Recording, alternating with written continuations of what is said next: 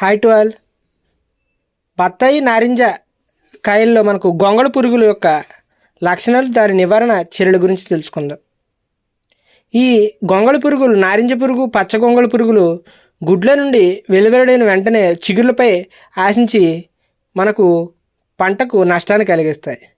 ఈ పురుగులు చూడడానికి ప్రారంభంలో అసలు నల్లగా ఉండి తెల్లని చారలు కలిగి ఉంటాయి. మనకు పక్షుల యొక్క రెట్టల మాదిరిగా ఇవి కనబరుస్తాయి.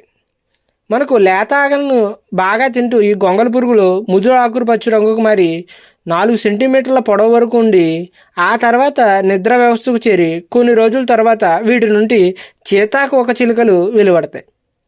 వెంటనే పెదాజిన్ లేదా ఆకులపై చిన్న చిన్న రంధ్రాలుగా ఉన్నప్పుడు ఈ గొంగళి పురుగులు ఆశించినాయని మనం తెలుసుకోవచ్చు.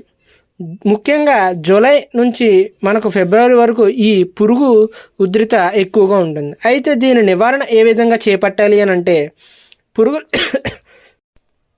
పురుగులను ఏరివేసి నాశనం చేయాలి. తోటలో పురుగులు గమనించినట్లయితే బాసిల్లస్ తురింజిన్సిస్ అనే ఎంటమోపైజిన్ బ్యాక్టీరియాను ఉపయోగించి వాటి నివారణ ఉద్రిక్తతను తగ్గించుకోవచ్చు.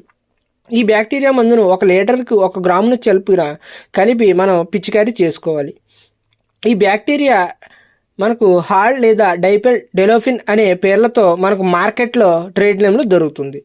ఈ పురుగు రుద్దిత మరీ ఎక్కువగా కొనసాగినట్లయితే మోనోక్రోటోఫాస్ 36 SLను 1.5 లీటర్లు లేదా ప్రొఫెనోఫాస్ 50 ECను 2 మిల్లీలీటర్లు కానీ లేదా నొవెల్యూరాన్ మనకు 0.75 మిల్లీలీటర్ల మందును 1 లీటర్ నీటికి కలిపి మనకు 15 రోజుల వ్యవధిలో 2 సార్లు పిచికారీ చేసుకున్నట్లయితే ఈ బత్తాయి పంటలో ఆశించే గొంగళి పురుగుల యొక్క నివారణ చర్య అనేటటువంటిది సక్రమంగా